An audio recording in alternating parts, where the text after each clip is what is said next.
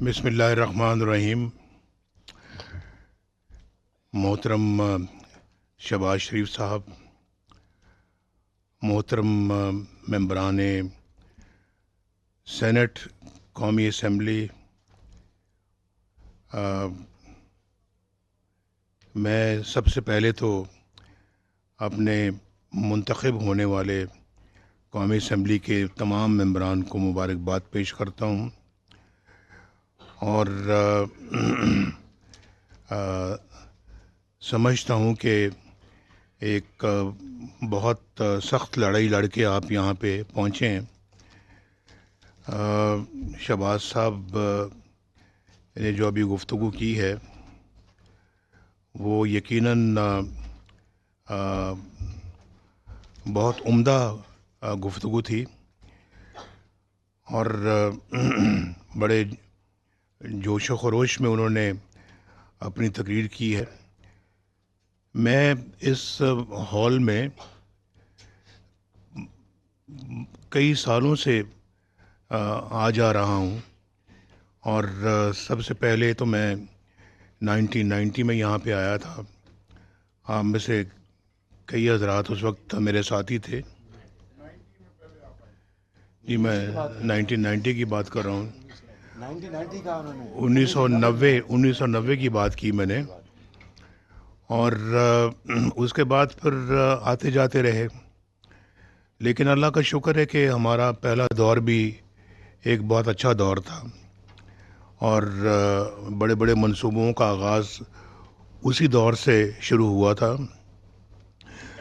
اگلا دور ہمارا ایک پھر بہت اچھا دور تھا، اور تقریباً 2/3 میجورٹی کے ساتھ ہم اگلا دور جیت کر آئے تھے، اور اس میں پھر اللہ تعالیٰ نے ہمیں ہمت دی اور پاکستان ایک نیوکلیئر طاقت بھی بنا۔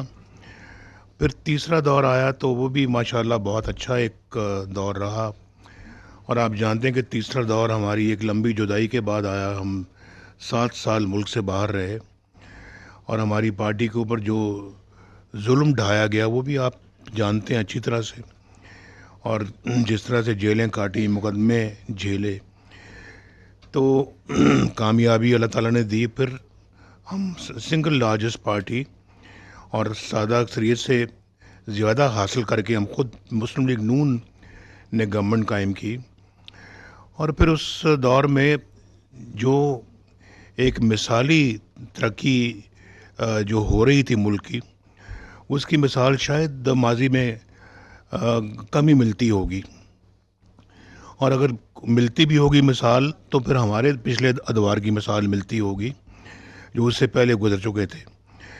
لیکن میں یہ سمجھتا ہوں کہ ہم نے آپ کا واسطہ جو ہے وہ اس دفعہ بھی ایک ایسے لوگوں سے پڑا ہے جن کی ذہنیت مجھے آج تک سمجھ نہیں آئی، اور وہ لوگ ہیں کہ پچھلا الیکشن جب ہم جیتے 2013 والا، تو شروع سے ہی دھاندلی کی رٹ لگنی شروع ہو گئی۔ 35 پنکچر کا آپ نے سنا ہوگا، وہ ہر روز 35 پنکچر کی بات کیا کرتے تھے، اور پھر گورنمنٹ جب بنی، گورنمنٹ سے پہلے ابھی وہ الیکشن کیمپین چل رہی تھی، تو وہ زخمی ہو گئے الیکشن کیمپین میں نیچے گر کے۔ ہم سب سے پہلے پہنچے ہسپتال میں ان کی مزاج پرسی کے لیے۔ ہم نے اپنی الیکشن کیمپین کو 24 گھنٹے کے لیے بند کر دیا۔ جب گورنمنٹ ہماری جیت گئی، ہماری پارٹی جیت گئی، تو اس کے بعد پھر میں ان کے گھر گیا۔ یعنی میں یہ سمجھتا ہوں، اور جو کہ میں سمجھتا رہا ہوں، کہ ساری سیاسی طاقتوں کو ایک کسی اپنا خاص ایجنڈے کے لیے کام کرنا چاہیے۔ اپنی اپنی سیاست ضرور کریں، سیاست میں مخالفت بھی اس کا ایک جزو ہے، وہ ضرور کریں، لیکن پاکستان کو اور نظام کو خطرے میں نہ ڈالیں۔ میں گھر یہاں پر گیا، جانتے ہیں سب، بنی گالہ میں، اور پھر اپنا وہاں پہ میٹنگ ہوئی، اور ہم نے ڈسکس کیا کہ یہ سب کو مل کے اکٹھے چلنا ہے. تو طے ہوا کہ جی اکٹھے چلیں گے. اور اس کے بعد ہم نے اپنا کام شروع کیا. ہم اپنا مصروف ہو گئے بجلی کی لوڈ شیڈنگ کے خاتمے کے لیے، کیونکہ وہ وعدہ تھا ہمارا قوم سے. اور جب قوم سے وعدہ کیا تھا تو مجھے معلوم تھا کہ اتنا پیسہ پاکستان کے خزانے میں نہیں ہے کہ ہم ایک یا دو پاور پلانٹ سے زیادہ لگا سکیں. ہمیں اس بات کا شدت سے احساس تھا کہ اس کے لیے ہمیں یقیناً اور بھی ذرائع تلاش کرنے پڑیں گے، جو یا اپنا پیٹ کاٹ کے ہمیں بجلی کے کارخانے لگانے پڑیں گے، کیونکہ بجلی کی لوڈ شیڈنگ جو ہے وہ سنگین ترین مسئلہ تھا. اس وقت دہشت گردی ایک سنگین ترین مسئلہ تھا، اور پاکستان کی اکانومی کو سنبھالنا ایک بہت بڑا مسئلہ تھا. ڈار صاحب بیٹھے ہوئے جانتے ہیں کہ اس وقت پاکستان ڈیفالٹ کے قریب تھا. اس وقت پاکستان فائٹ آف کے اندر گرے لسٹ میں آ چکا تھا، اور اس کو بعد ہم نے وائٹ میں لے کے آئے. اور پھر اس کے بعد ہم نے جو ہے وہ یہ ان سارے مسائل کو حل کرنے کے لیے اپنا کام شروع کیا. ابھی میں بنی گالہ میں ان کو مل کر آ رہا ہوں تو چند ہفتوں کے بعد پتہ لگتا ہے جی کہ اتحاد بن گیا ہے لندن میں، اور وہ مولانا طاہر القادری صاحب بھی اور موصوف بھی اور پھر کچھ اور لوگ بھی اس کے بعد وہ پاکستان کے اندر دھرنوں کا پروگرام بنا رہے ہیں. میں نے کہا میں تو بھی چند دن پہلے تو میں مل کے آیا ہوں، دھرنے کس بات کے؟ تو کیوں دھرنوں کی کون سا ماحول ہے؟ تو دیکھتے دیکھتے دھرنے شروع ہو گئے، اور دھرنے آپ نے بھی دیکھے، میں نے بھی دیکھا. کہا گیا کہ اس وزیر اعظم کے گلے میں پٹا ڈال کے ہم یہاں سے پرائم منسٹر ہاؤس سے کھینچ کر باہر لائیں گے. میں ان دنوں میں کہیں چھوڑ کے نہیں گیا، میں پرائم منسٹر ہاؤس میں ہی رہا. اور مجھے میرے لوگوں نے کہا جی کہ آپ یہاں سے کم از کم شفٹ ہو جائیں یا لاہور چلے جائیں کچھ دنوں کے لیے. میں نے کہا نہیں، ادھر ہی رہیں گے. دھرنے شروع ہو گئے، اور ادھر سے دہشت گردی ایک زوروں پہ تھی، ادھر سے لوڈ شیڈنگ زوروں پہ تھی، ادھر سے ہم نے موٹر ویز بنانی تھی، ہم نے کئی دوسرے منصوبے لانچ کرنے تھے جو کہ ہم نے کیے. ہم ان کے باوجود دھرنے ہوتے رہے، ہم موٹر ویز بناتے رہے، دھرنے ہوتے رہے، ہم لوڈ شیڈنگ کا خاتمہ کرتے رہے، دھرنے ہوتے رہے، ہم بجلی کے کارخانے لگاتے رہے، اور دھرنے ہوتے رہے، اور ہم دہشت گردی کا مقابلہ کرتے رہے. اور آپ دیکھیں کہ دھرنے 4 مہینے، چائنیز پریزیڈنٹ کا ذکر کیا ہے، چائنیز پریزیڈنٹ جو ہے ان کی وزٹ پوسٹ پون ہوئی. اور یہ پوسٹ پون وزٹ کا ہونا ایک ہمارے چائنیز دوست ملک کے صدر کا کوئی چھوٹی بات نہیں تھی، بڑی افسوسناک بات تھی.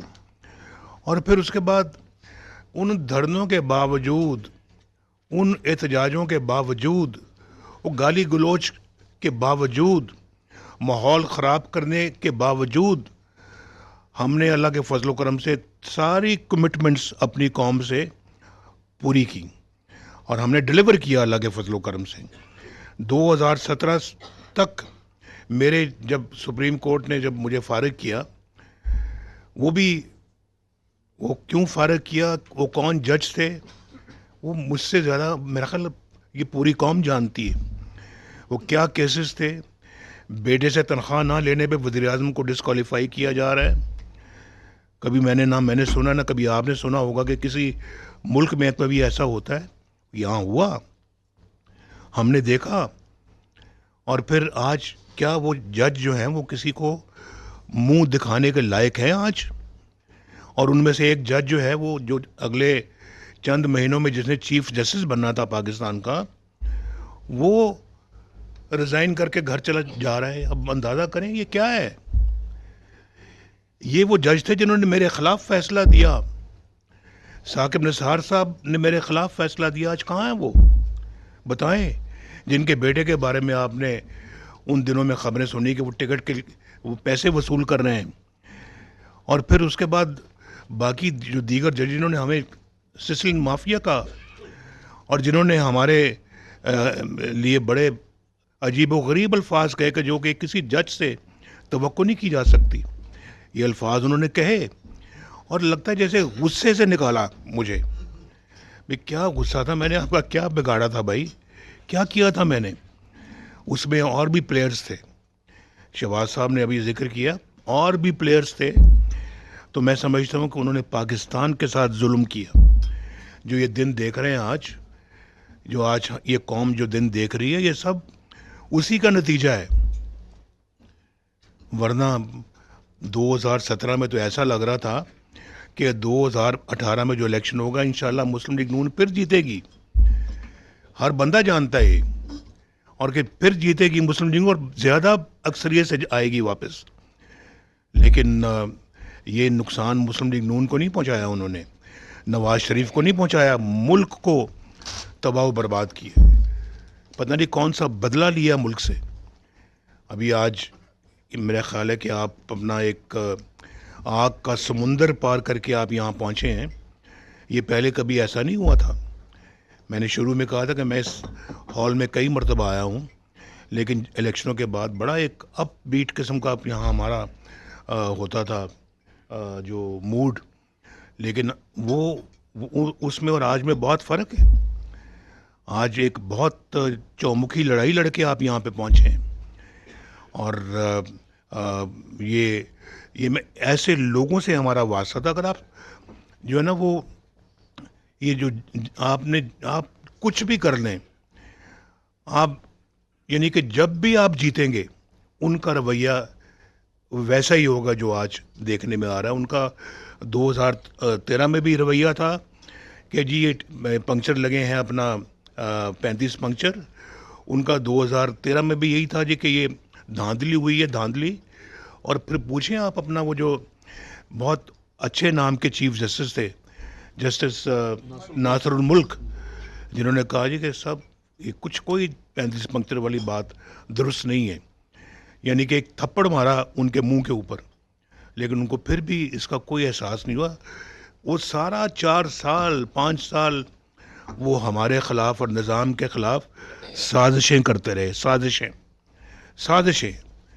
اور کبھی ادھر سے آ رہا ہے لانگ مارچ اور وہاں آ کے جی کھڑا ہو گیا جی وہاں پہ اٹک پل کے اوپر کھڑے ہیں جی.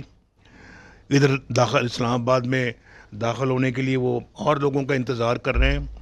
بھئی مجھے بتائیں آپ کہ وہ آپ اپنے صوبے سے جو چیف منسٹر آپ نے منتخب کروایا تھا، حالانکہ مولانا صاحب نے مجھے کہا تھا، فضل الرحمان صاحب نے، کہ ہم مل کے آپ سے حکومت بناتے ہیں. ہم نے کہا کہ نہیں، ان کے پاس اگر عددی تعداد زیادہ ہے تو انہی کو بنانے دیں. تو وہ آ رہے ہیں، حکومت کا وہاں کا سربراہ آ رہا ہے اپنے لوگوں کو لے کے اسلام آباد پہ ہلہ بولنے کے لیے، حملہ کرنے کے لیے. کبھی ایسا سنا ہے؟ کبھی دیکھا ہے ایسا کہ ایک چیف منسٹر ایک پرائم منسٹر کے خلاف جو زبان استعمال کر رہا ہے اور پھر حملہ کرنے کا منصوبے بنا رہے ہیں؟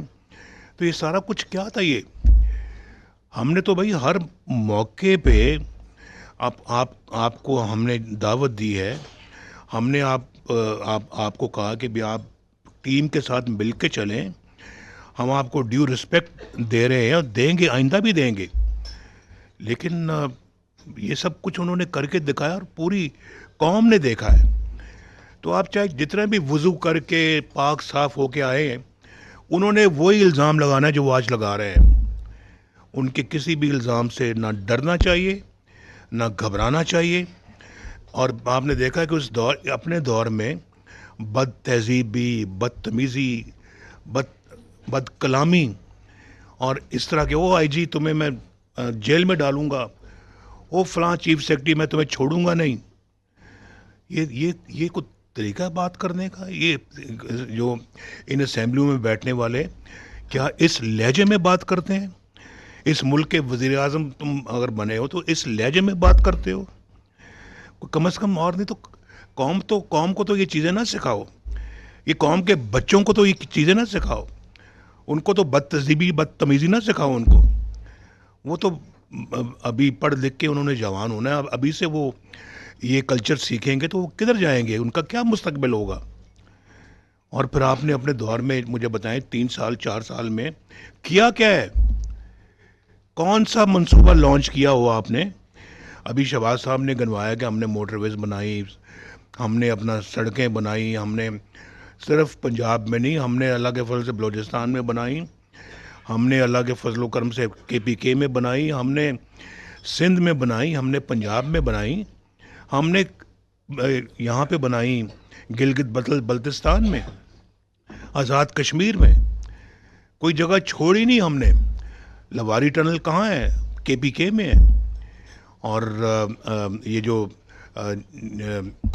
گلگت اسکردو جو ہائی وے وہ کہاں ہے جس پہ 50-60 ارب روپے لگا تھا؟ 3-4 ارب روپیہ اس صوبے کا بجٹ ہے، ایک منصوبے پہ ہم نے 50 ارب لگا دیا۔ یہ ہم نے ہماری ایک پورے ملک کی خدمت کی سوچ تھی جس کو ہم نے عملی جامہ پہنایا۔ ہم نے تو نہیں سوچا کہ جناب فلاں گوادر ہے تو گوادر کو ہم نے بھرپور ڈیولپمنٹ کی۔ اور اگر میں یہ سمجھتا ہوں کہ اگر وہ مومنٹم جو ہم نے شروع کیا تھا 1990 کی بات تو دور کی ہے، اگر وہاں سے کاؤنٹ کریں اور ان انٹرپٹڈ اگر وہ مومنٹم جاری رہتا، آپ یقین کریں آج پاکستان اس خطے کی بہت بڑی طاقت ہوتا۔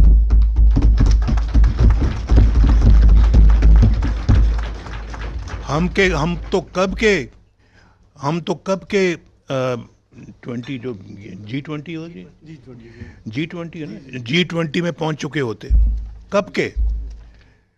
اور چلیں 1990 چھوڑے، 24 نمبر پہ ہم آ چکے تھے تو 20 پہ آنا تو مشکل بات نہیں تھی۔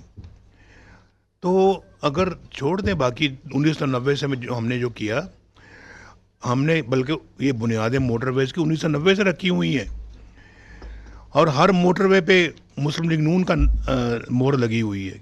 کسی اور کی مہر بتا دیں اگر کوئی ہے تو ہم بالکل ہم تسلیم کریں گے۔ ہر بڑے منصوبے پہ مسلم لیگ نون کی مہر لگی ہوئی ہے۔ یہ میں کہہ رہا ہوں، شہباز شریف صاحب نے ابھی کہا ہے، تو میں سمجھتا ہوں کہ ہم نے تو اللہ کے فضل و کرم سے اپنا جو ہے وہ سارا زور ڈیولپمنٹ پہ لگایا، پاکستانیوں کی فلاح و بہبود پہ لگایا۔ 10 روپے کلو سبزیاں بکتی تھیں اس زمانے میں، اور 1.5-2 روپے یونٹ بجلی کا ریٹ تھا، اور ڈالر 104 روپے پہ باندھ کے رکھا ہوا تھا ہم نے۔ کون نہیں یہ سب باتیں آپ جانتے نہیں، اور کس کے زمانے میں ڈالر 104 سے باہر نکلا اور پھر 150-200 سے بھی آگے تجاوز کر گیا؟ یہ یاد رکھیں، یہ بہت بڑا ظلم ڈھایا اپنے ملک کے اوپر ہم نے۔ اور جو بھی ان کو لے کے آئے، جو بھی ان کے ساتھ مل کے جنہوں نے ان کو آ کر لابھ بٹھایا، وہ پاکستان کے بہت بڑے مجرم ہیں۔ اور آج پاکستان کو ٹھیک کرنا ایک جان جوکھوں کا کام نظر آتا ہے، اتنا مشکل کام نظر آتا ہے۔ میں تو شہباز شریف صاحب کو بہت شاباش دیتا ہوں، جو انہوں نے جس طرح سے وہ 1.5 سال چلایا ہے معاملات کو اور پاکستان کو ڈیفالٹ سے بچایا ہے۔ میں سمجھتا ہوں کہ انہی کا حوصلہ ہے، انہی کی ہمت ہے جنہوں نے کر کے دکھایا ہے، اور پاکستان کو مشکلوں سے جو ہے نا وہ نکالنے کی بھرپور کوشش کی انہوں نے۔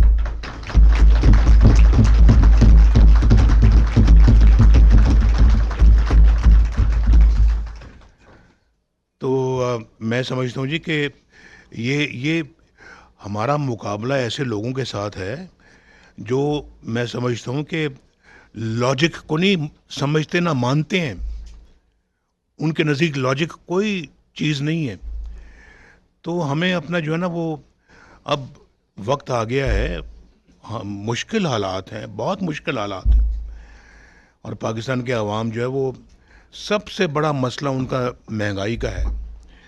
اور میں 1985 میں جب چیف منسٹر تھا، تو 1988 میں پھر جب الیکشن ہوا تو پیپلز پارٹی مقابلے پہ تھی اور ہم مرکز ہار گئے. پنجاب میں ہم سب سے بڑی پارٹی تھی. ہم نے وہاں گورنمنٹ اللہ کے فضل و کرم سے بنائی. پھر اللہ نے موقع دیا, ہم نے معاملات کو صحیح طرح سے چلایا اور 1990 میں دسمبر میں اللہ تعالیٰ نے پھر دوبارہ ہمیں پہلا موقع دیا اور میں الحمدللہ پاکستان کا وزیر اعظم بنا. تو وہ کارکردگی جو ہم نے اس وقت دکھائی تھی اللہ کے فضل و کرم سے, اس کا ثمر ہمیں ملا ہے. اور میں سمجھتا ہوں کہ آپ کے اگلے پہلے جو ہیں 1.5-2 سال ذرا مجھے محسوس ہوتا ہے کہ مشکل کے ہوں گے. اس مشکل میں ہم نے بالکل اس طرح سے رہنا ہے جی, ایک ہو کر, اور اپنے مخالفین کا بھرپور مقابلہ کرنا ہے. اور انشاءاللہ مجھے بہت یقین ہے کہ پاکستان اگلے 1.5-2 سال میں ان مشکلات سے باہر نکل جائے گا. اور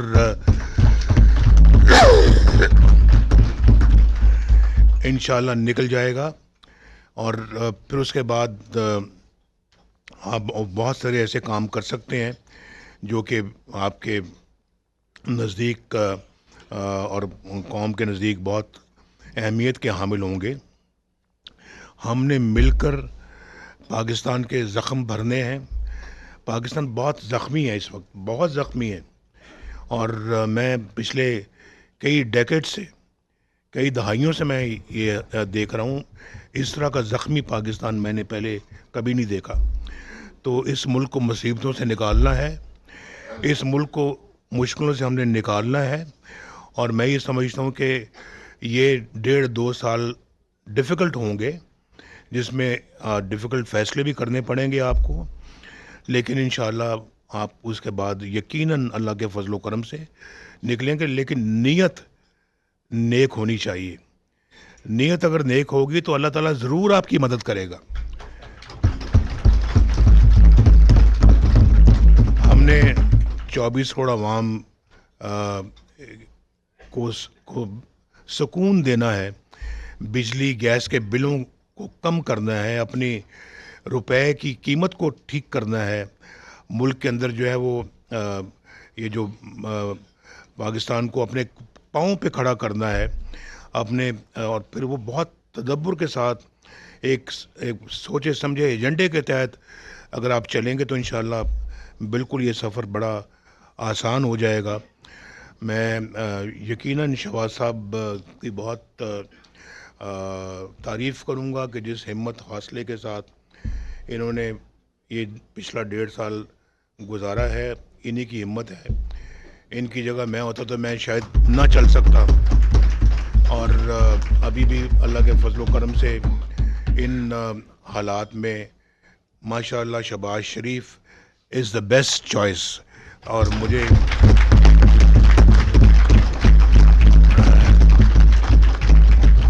ان کو بطور وزیر اعظم کا کینڈیڈیٹ ڈکلیئر کروں